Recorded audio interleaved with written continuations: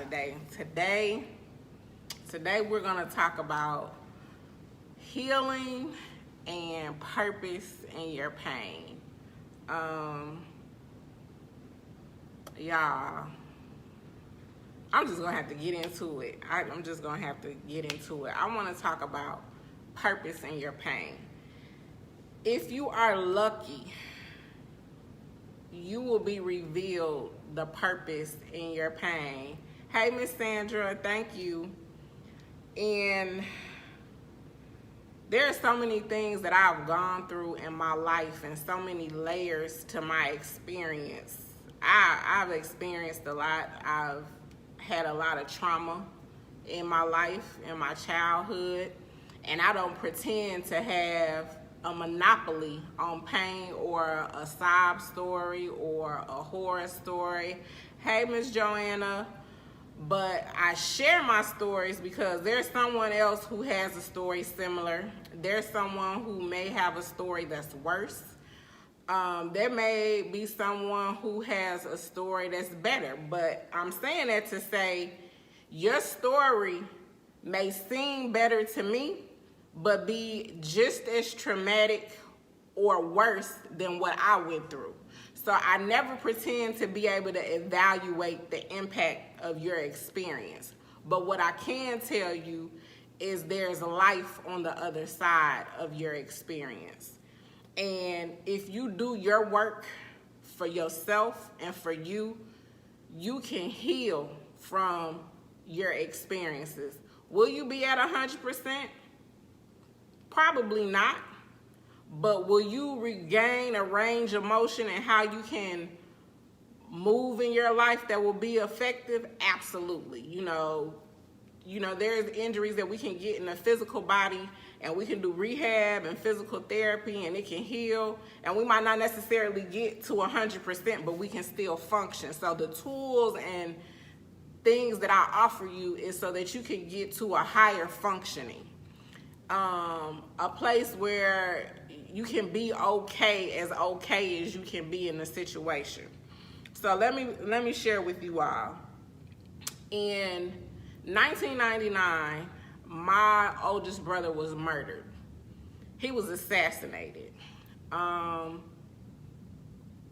He was my brother though, and he was my mother's son, and I'm not going to sit on here and pretend to you that he was a saint and that he hadn't done some deplorable and despicable things in his life. But at the end of the day, he was someone's son, he was someone's father, he was someone's uncle, he was someone's cousin, he was several people's brother, and we loved him, and he was taken away from us in a horrible way.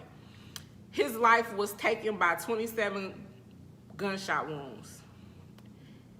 But I have to tell you how it happened. My brother, y'all met me at the pool party, and the pool party was stuck up by some kids. And I remember seeing the comments, and people were saying, well, why she leave her baby at a pool party if it was getting robbed? Because my brother was a stick-up kid.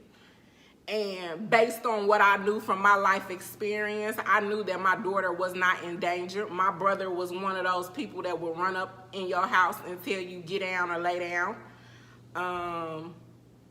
Yeah, like that's just me being transparent and 100. He went to jail several times for robberies. The life that he lived was not necessarily an admirable one.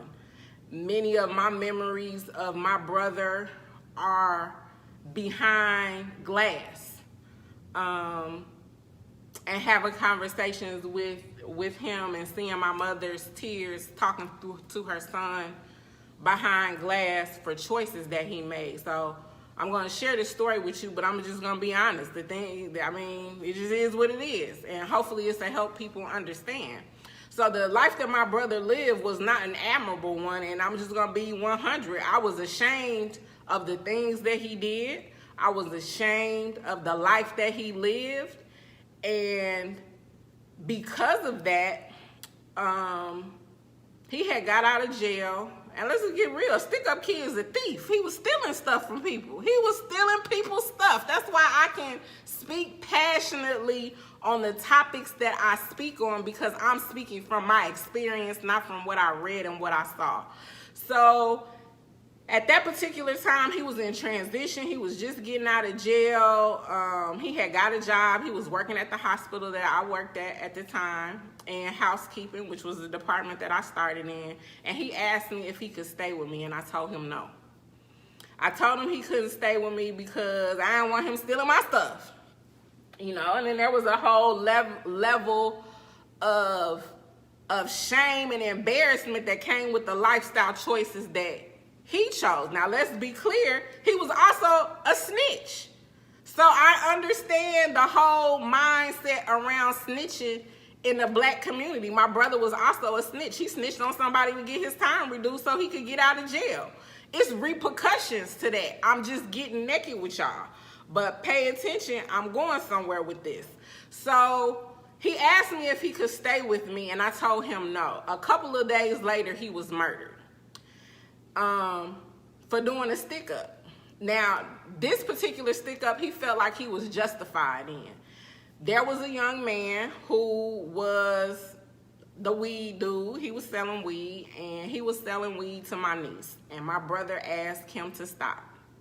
But, of course, this was this young man's livelihood, and he continued to make his money.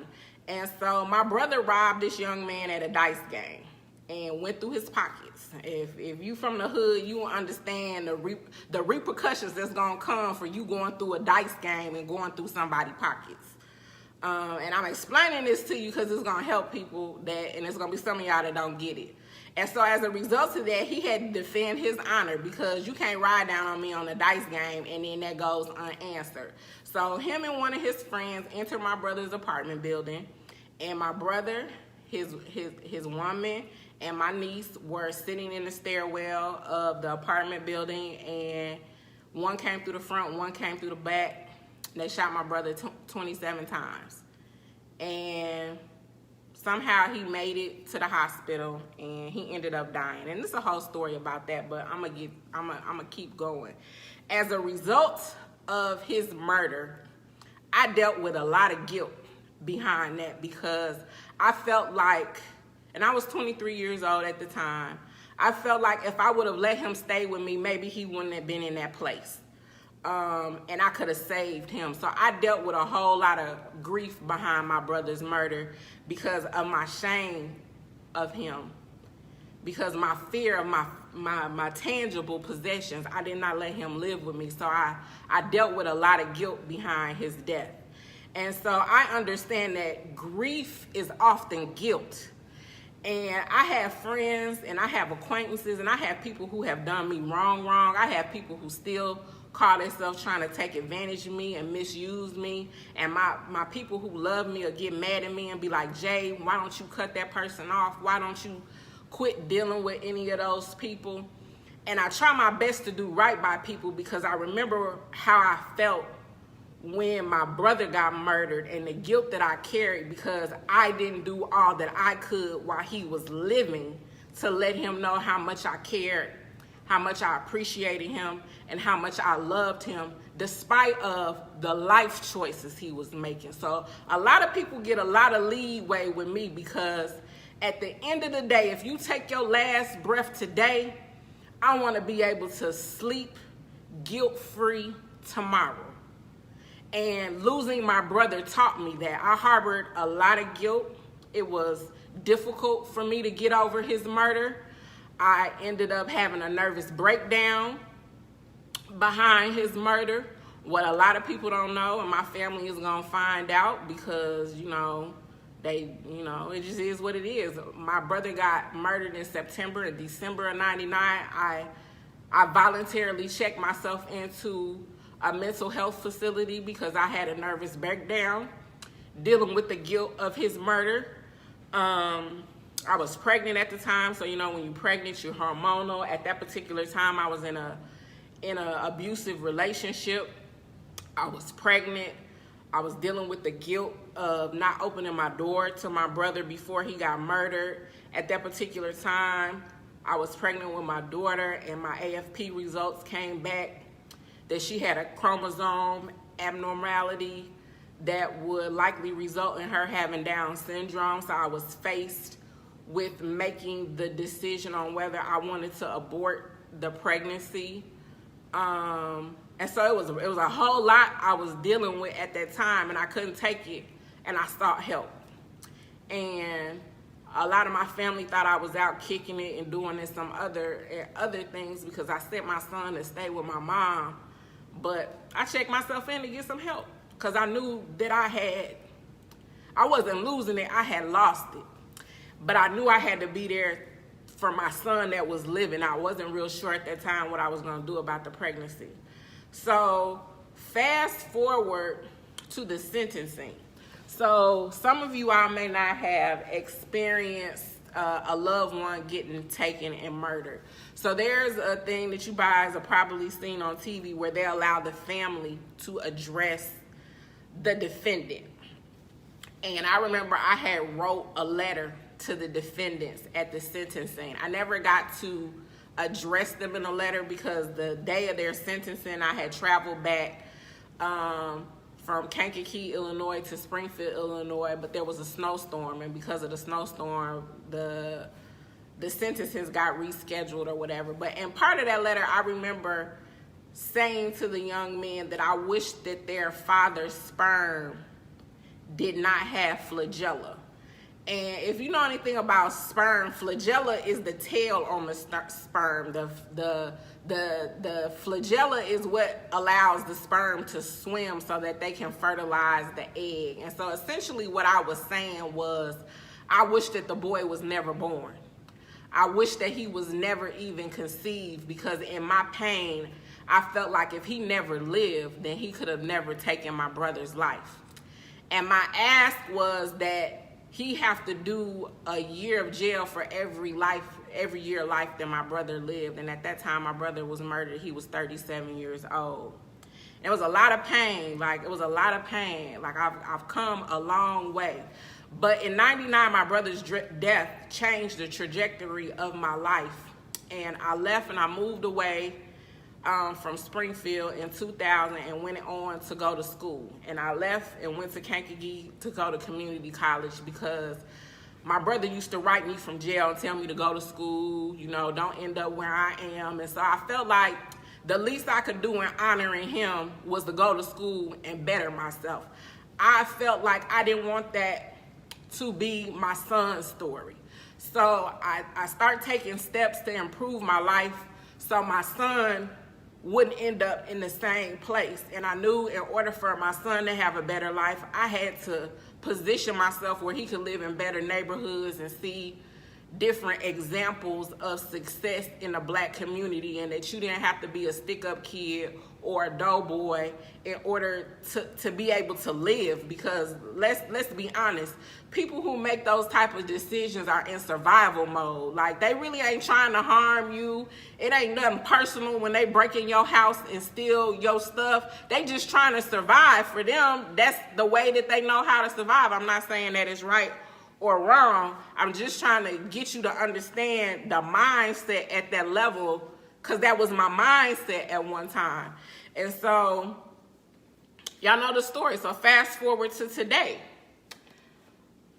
I can sit to you in front of you today because I took this thing out.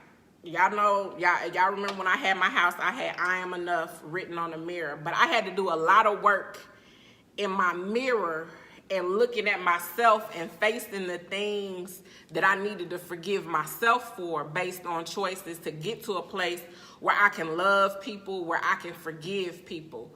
Yesterday, I was asked to speak at a graduation, home graduation, where my sister was having a graduation for my great niece and some of her friends, because they didn't get to have graduation because of the coronavirus.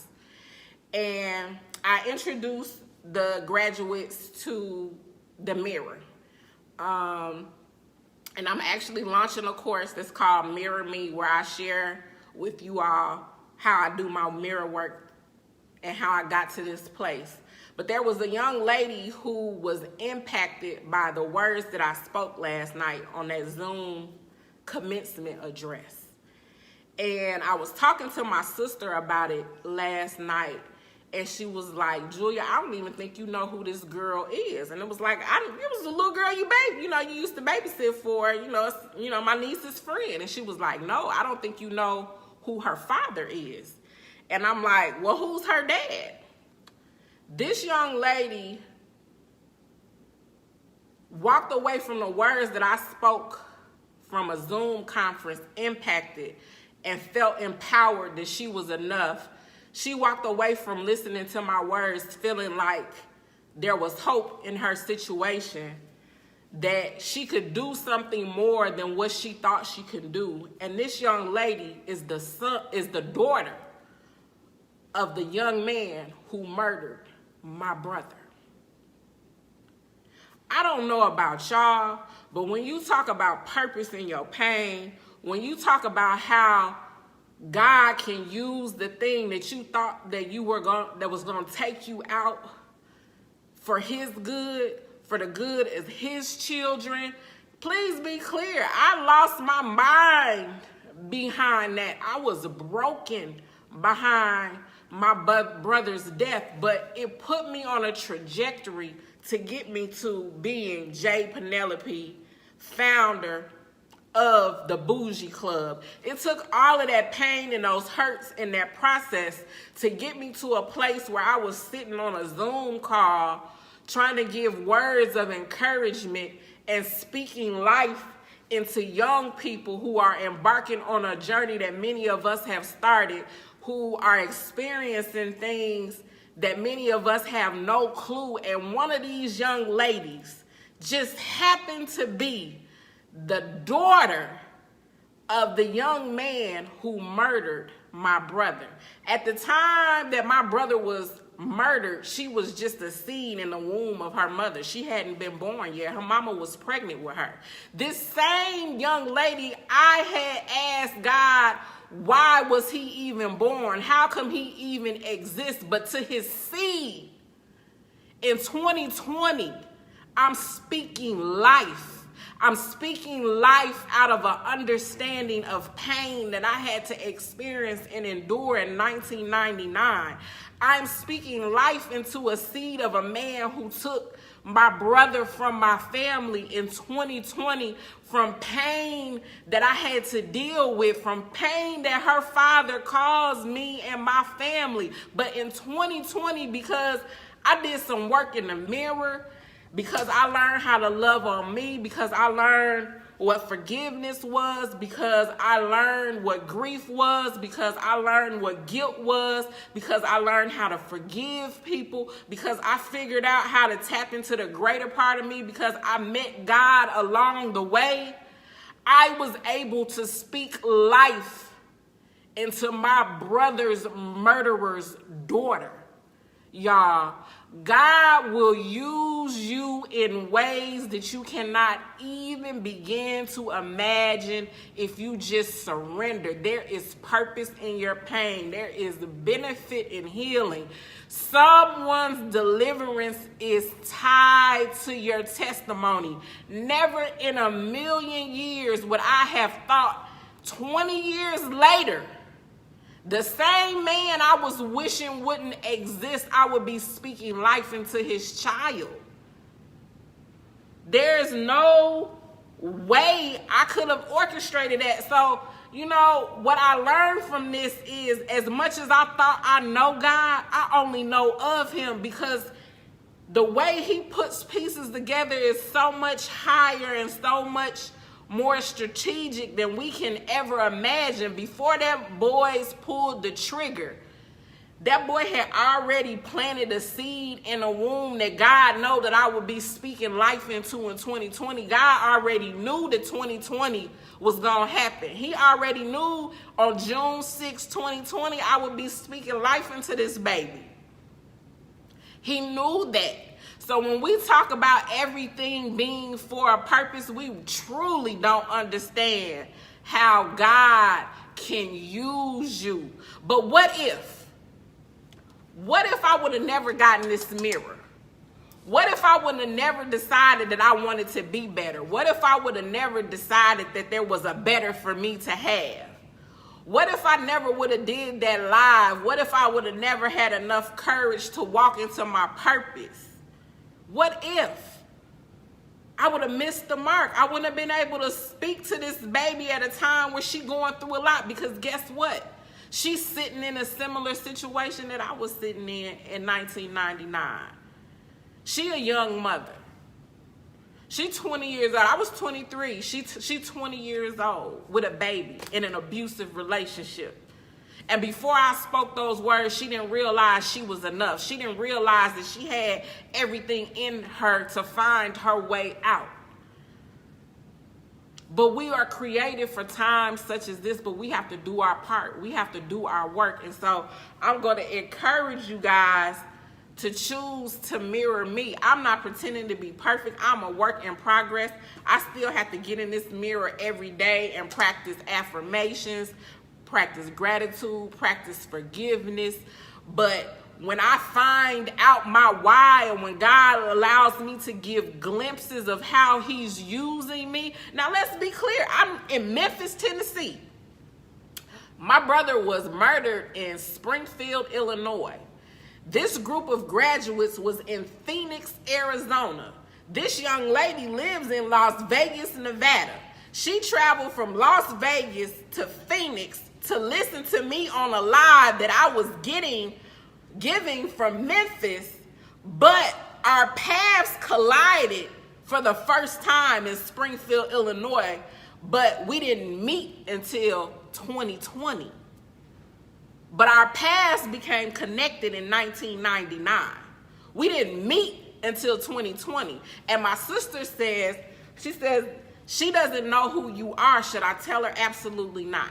Because there's no need in traumatizing her with the reality of what God allowed me to see to motivate me to keep going, because I was hesitant on whether I should launch this Mirror Me course. Was it really gonna have an impact?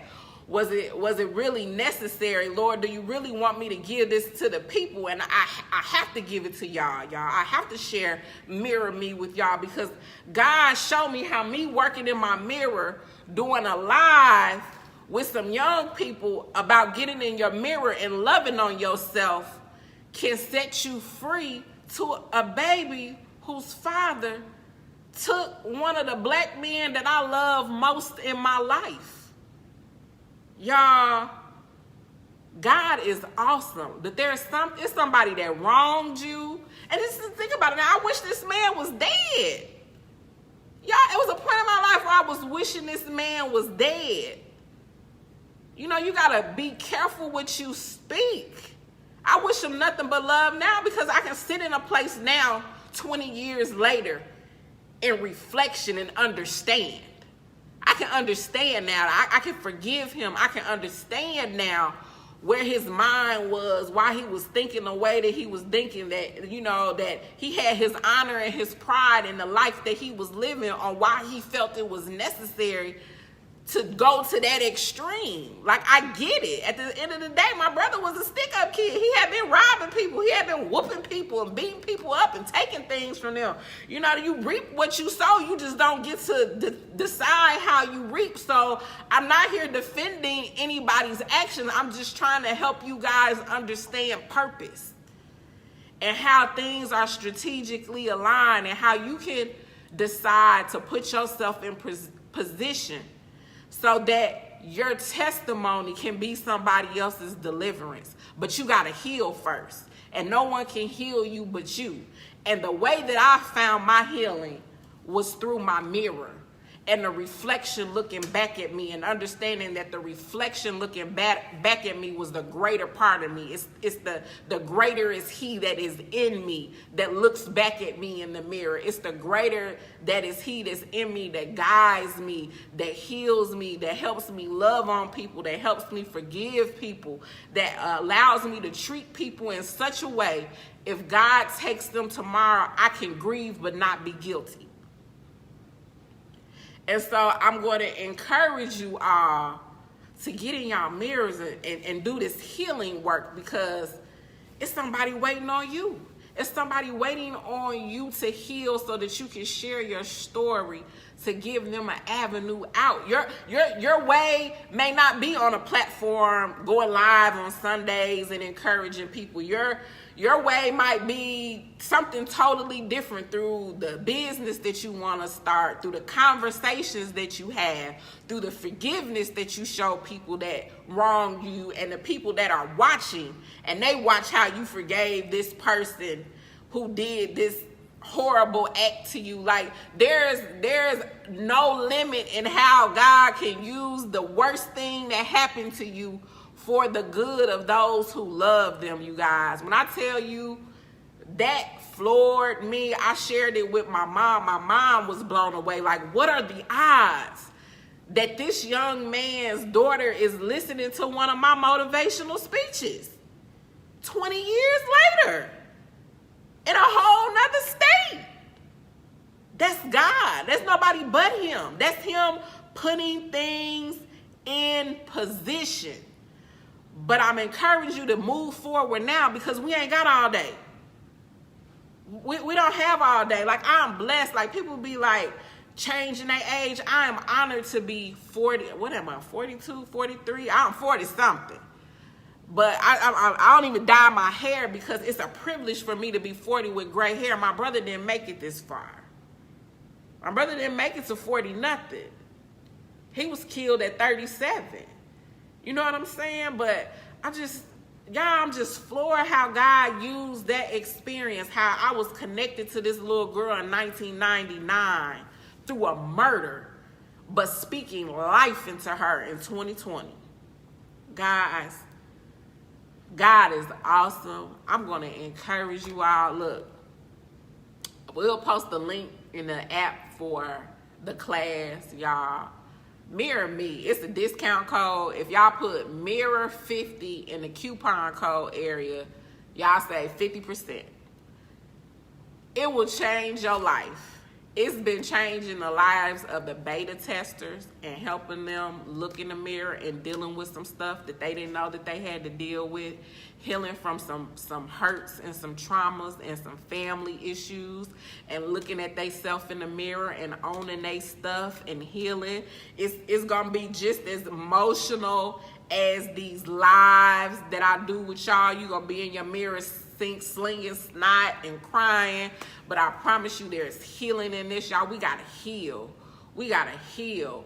I never in a million years imagined that 20 years later I would be connected to this young man's daughter and speaking life into her.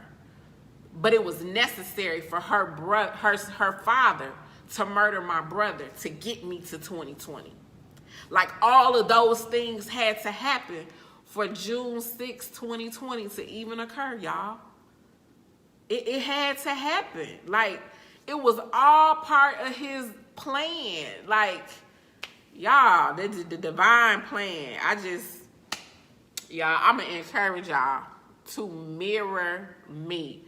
This work, just 3 to 10 minutes in your mirror, doing your work, unpacking some stuff that you've been overlooking, that's keeping you paralyzed from moving forward in your own life.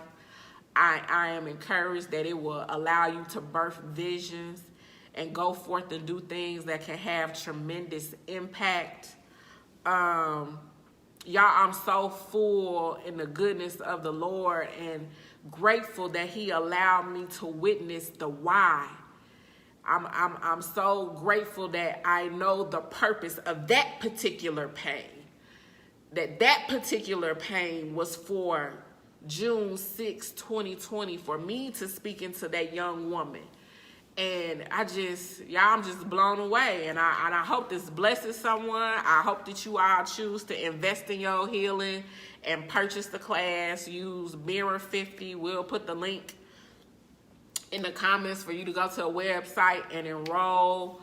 Mirror 50 is the discount code. But y'all, I'm just encouraging you to do it because I've tried it and I know that it works, and other people have tried it and know that it works. And I want y'all to get that release. Like, just finding this out gave me a whole nother level of release that I didn't even know was possible. Y'all, God is awesome, and he will use your pain. He will use your trauma for the good of those who love them. He will put you in position if you just surrender. But you got to get in that mirror and do your work so that you can heal, so that you can begin to walk in the purpose of your pain. As always, I love you all. I appreciate you all. I thank you all for allowing me to share with you. I hope that the words that I say continue to have monumental impact on even if it's just one life.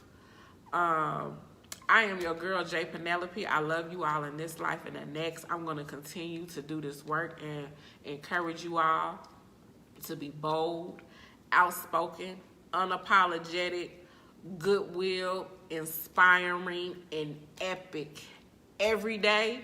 And I thank you in advance for choosing to mirror me. I love you guys. Happy Sunday and good night.